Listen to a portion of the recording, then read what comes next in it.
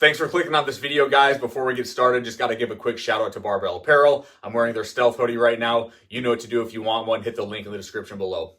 All right, so for the past few training sessions, I've been experimenting with a variation of overcoming isometrics.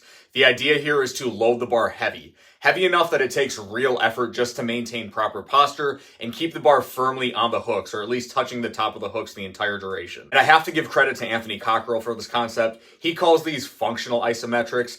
I'm calling them dynamic isometric reps because I don't have a better name for them. And the basic intention behind them comes down to two things. One, maximal motor unit recruitment. To generate maximal force, your nervous system recruits as many motor units as possible, including the largest high threshold ones. And two, maximal muscle tension. Because the muscle contracts without changing length but produces maximal force, the tension inside the muscle fibers is at its peak. What's interesting is that performing a dynamic contraction leading to the isometric probably causes the body to push even harder during the isometric phase. This likely facilitates greater neural drive and mechanical tension early in the isometric. Reps like this deliver a massive stimulus to both the nervous system and the muscle tissue. Now, regarding the isometric itself, since the muscle doesn't change length, the force you produce depends entirely on how many motor units are firing and how much tension each muscle fiber develops. Maximal isometric actions produce extremely high intramuscular tension because the muscle is generating force against an immovable object. But with that heavy load on the bar, as opposed to an empty bar typically used for tests like peak force or rate of force development with something like an isometric mid-thigh pull,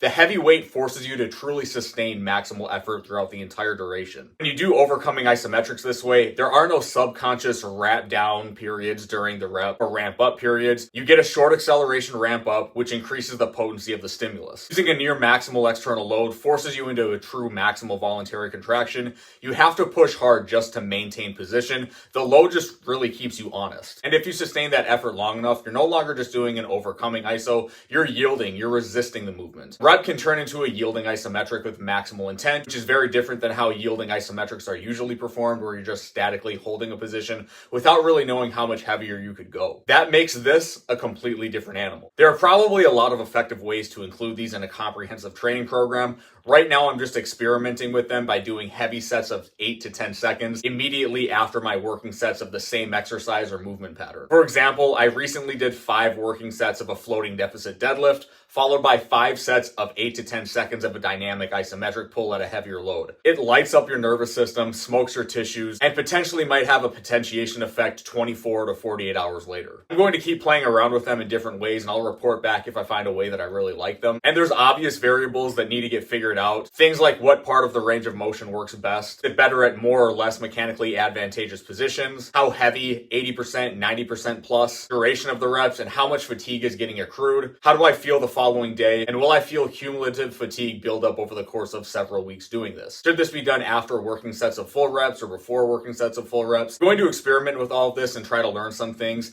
And right now, this is just an idea, guys. It seems promising to me. Obviously, if it's not something you feel like it's worth doing, you don't need to do it. That's all I got for this video. Just wanted to share that idea. I'll report back in a little bit. Thanks for watching. Peace.